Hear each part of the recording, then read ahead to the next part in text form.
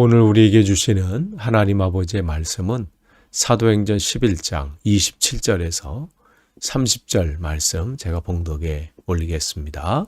그때 선지자들이 예루살렘에서 안디옥에 이르니 그 중에 아가보라 하는 한 사람이 일어나 성령으로 말하되 천하에 큰 흉년이 들리라 하더니 글라우디오 때에 그렇게 되니라.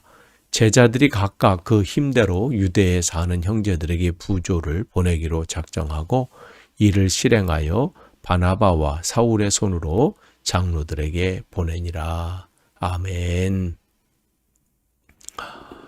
오늘도 우리에게 귀한 하루를 주님께 주셨습니다. 우리가 매일 함께 말씀을 이제 사도행전 말씀을 나누고 있어요. 우리가 사도행전 4장 11장 27절에서 30절 말씀, 여러분 이제 지도를 보시면 우리는 계속해서 이 지도를 보고 있어요. 이 예루살렘에서 그 안디옥까지 그 거리가 짧은 거리는 아닙니다. 그 거리를 이제 그곳에 이방인들이 예수님을 믿는다라는 소식을 접하고 예루살렘 교회에서 누구를 파송했어요? 안디옥으로 바나바를 파송했잖아요.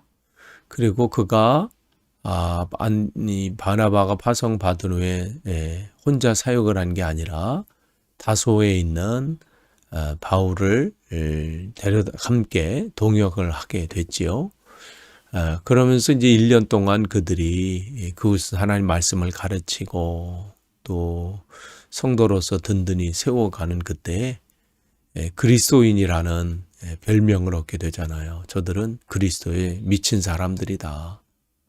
그러니까 세상 사람들이 그렇게 평가한 거예요. 예전에는 그들이 볼 때 그냥 유대교의 한 종파겠거니 뭐 이 정도로 생각했는데 그들의 삶을 보고 이렇게 보니까 저들은 그들과는 다른 사람인 게 보이는 거죠. 그리스도에 속한 사람, 그리스도에 미친 사람, 그리스도의 군사, 뭐 다양한 그런 뜻을 그 안에 내포하고 있습니다. 그런 가운데 이제 이 교회가 짧은 시간 안에 이 하나님의 살아계신 역사들이 막 나타나는 거예요. 그러니까 예루살렘 교회에서 그 안디옥 교회를 더 격려하고 더 믿음 안에 든든히 세워지기를 원하고 또 사역하고 있는 바나바와 또 이 바울이죠. 그 두 사람도 에게 힘을 더 실어줄 그런 의도로 그래서 이 선지자들을 또 보냅니다. 그래서 격려차 보낸 거죠. 그래서 그때에 선지자들이 예루살렘에서 안디옥에 이르니 그랬어요. 그러니까 이 예루살렘 교회는 그 교회가 하나님의 은혜 안에서 성장하고 있는 것이 정말 기쁜 거예요. 그래서 사람들을 보내서 함께 그 기쁨을 나누고 또 격려하고 축복해주고 이런 일을 한 것이죠. 여러분, 우리가 함께 신앙생활하면서 중요한 게 바로 이거예요. 남이 기뻐하는 일을 기쁜 일이 있을 때 함께 기뻐해 주는 거예요. 그리고 그들을 축복해 주고 격려해 주고 참 이게 어릴 때 보면요. 내 삶이 힘들면 또 내 상황이 어려우면 내 말부터 어려워지게 돼요. 말부터 축복하는 말이 점점 줄어들어요. 그러니까 여러분의 입술에서 축복의 말과 격려의 말, 살리는 말이 점점 사라지고 그런다면 우리의 신앙을 점검해 볼 필요 있어요. 신앙이 어려워지면 말도 어려워진다니까요. 그러니까 오늘 이 교회는 바로 이 함께 기뻐하는 거예요. 그래서 축복하고 뭐 이런 일들이 일어나게 되죠. 또 이제 선지자들이 갔다 이렇게 돼 있어요. 그러니까 이 선지자 그럼 우리가 구약 성경에서 듣는 단어잖아요. 근데 구약 성경뿐만 아니라 이제 초대교회도 이 선지자들이 있었다는 것을 우리가 알게 되지요. 그래서 오순절 성령 강림을 통해서 특별한 하나님으로부터 은사를 받아서 선지자라는 것은 다른 말이 아니라 대언자예요. 하나님의 말씀을 대신 전하는 사람. 하나님의 마음이 돼서 하나님의 입술을 가지고 사람들에게 하나님 말씀을 그대로 거기서 가감, 뭐 빼거나 더하는 거 없이 그대로 전하는 사람들이 선지자인데 초대교회에 바로 그 선지자들이 있었고 또 예루살렘 교회는 그들을 이 안디옥 교회로 보낸 거죠. 보내서 하나님의 말씀을 또 그들에게 전해줘서 격려하기를 원했죠.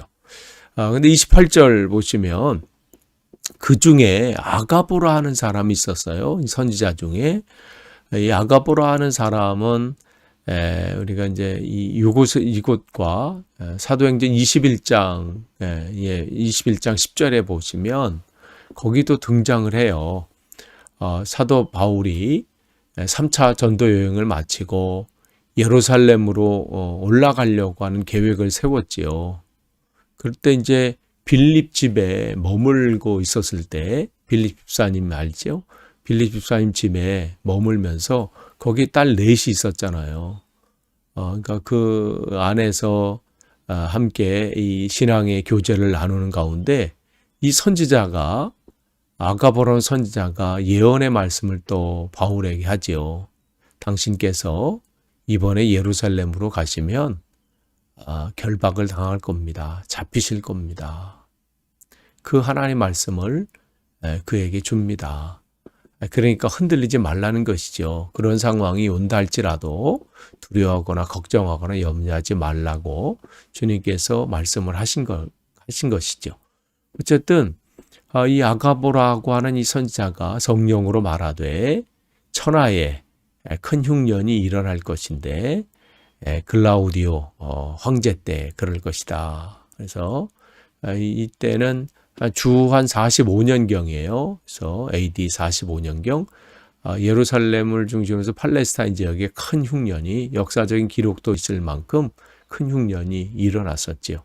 그래서 그 말씀을 그들에게 줍니다.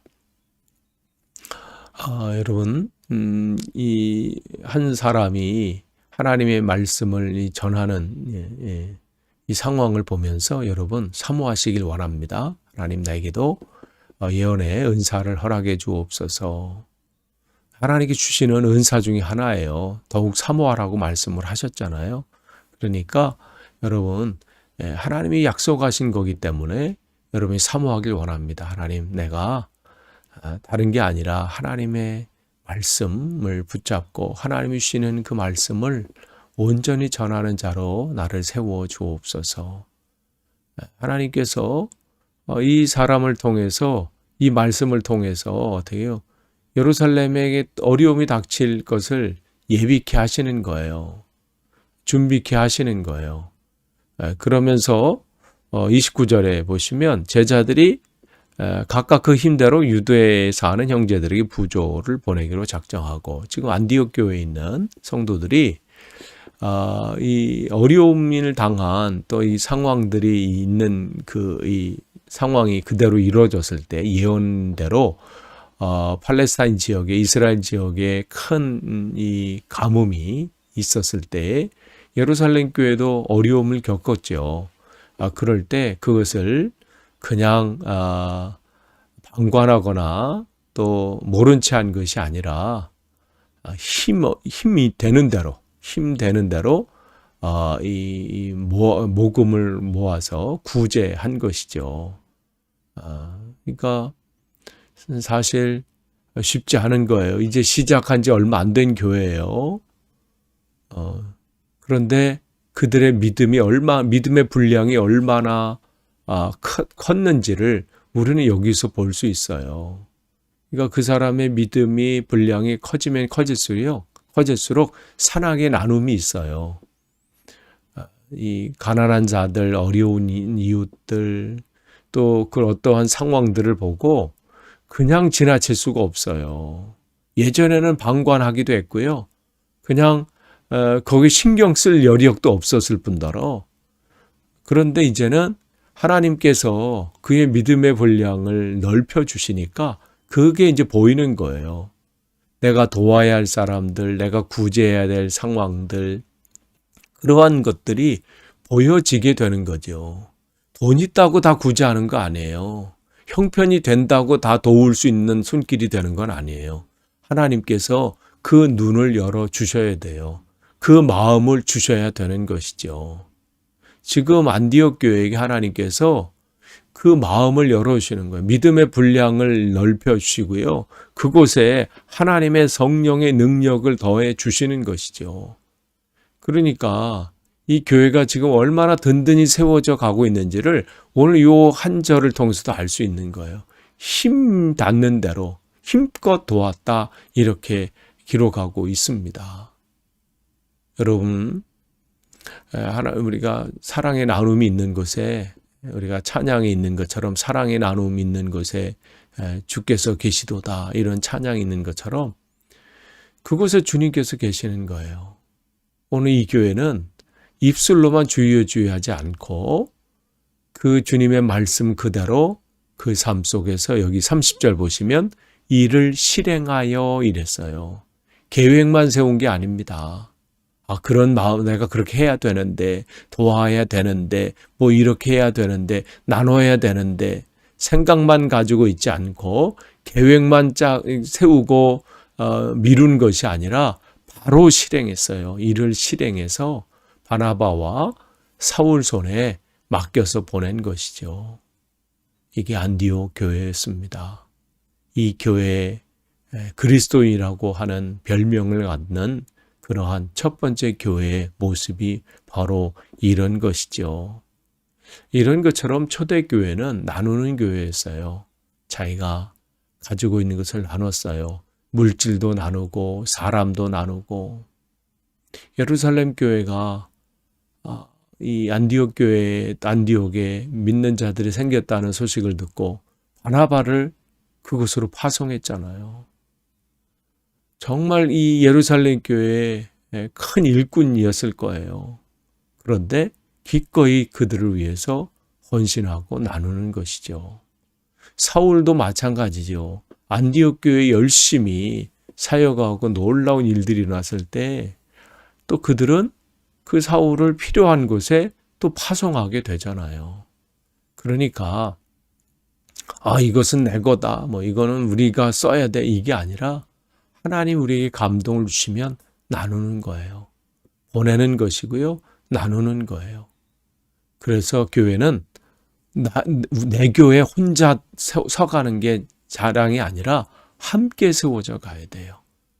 그를 위해서도 우리가 기도해야 되고 또 우리가 나눌 것이 무엇인지 우리 주위에 어려움을 당하는 이들을 위해서 어려운 교회를 위해서 또 선교사들을 위해서 우리가 나눠야 될 것이 뭐고 섬겨야 될 것이 뭐고 그들에게 도움을 줘야 될 게 무엇인지 우리가 늘 기억을 해야 될 것이고 생각만 가지고 있는 것이 아니라 함께 실행해서 하나님의 놀라운 역사하다가 나타나야 할 것입니다.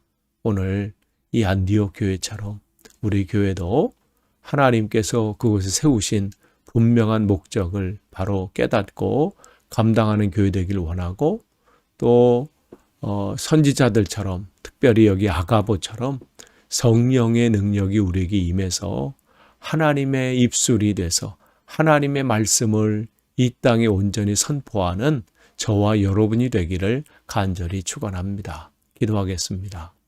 하나님 감사합니다. 오늘도 귀한 하루를 쉬고 함께 말씀을 나누게 하시니 감사합니다.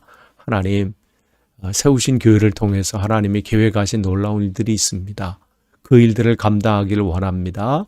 하나님 감당할 때 어려움을 당하는 교회와 이웃과 또 우리의 형제들을 볼 때 그냥 지나치는 것이 아니라 힘껏 도울 수 있도록 믿음을 허락해 주시고 사랑의 나눔을 허락해 주옵소서. 그러한 성령 충만한 교회, 사랑의 나눔이 있는 교회, 그러한 교회 될 수 있도록 우리를 붙잡아 주옵소서. 예수님의 이름으로 기도하옵나이다. 아멘.